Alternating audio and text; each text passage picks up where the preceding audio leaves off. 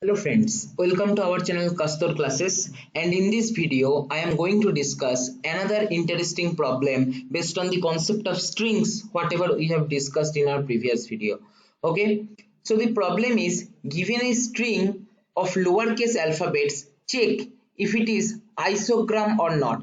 An isogram is a string in which no letter occurs more than once. Okay, I am taking the problem from Geeks practice problems. Okay, so now you can observe the input and expected output. Suppose machine, okay, see MACHINE, all the characters are distinct, so output should be 1. Okay, gigs, see E is repeated, so output is 0. Okay, so this is a functional problem. You only need to compute the function isogram that takes string as parameter, returns either true or false. Okay, so no need to write the whole code, only you have to write the function.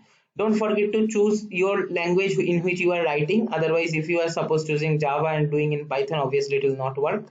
Now def is isogram, here it is clearly written, complete the function. Okay, so what we can do, very simple idea, we will basically traverse in this string, we will have a count, we will check whether count equal to 1 or not. If it is count is greater than 1, that means obviously repeated characters are present, so that will not be an isogram. Okay, so for I in s, I have already discussed how you can traverse in a string.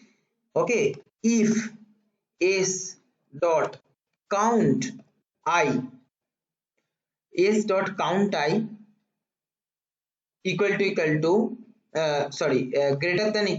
than 1, that means multiple times it is present. So to store that, what we will be defining, we will be defining here g equal to 0, one dummy variable, and here what we will do, g equal to g plus 1, as soon as we will be finding some character which is appearing, which is having a frequency more than 1. Okay, that's all, simple logic. Okay, so g will be 0 if that is isogram. So what we will do, we will again check if g equal to 0, that means that is isogram. Basically in that case return true, else return false. That's all, simple logic, right?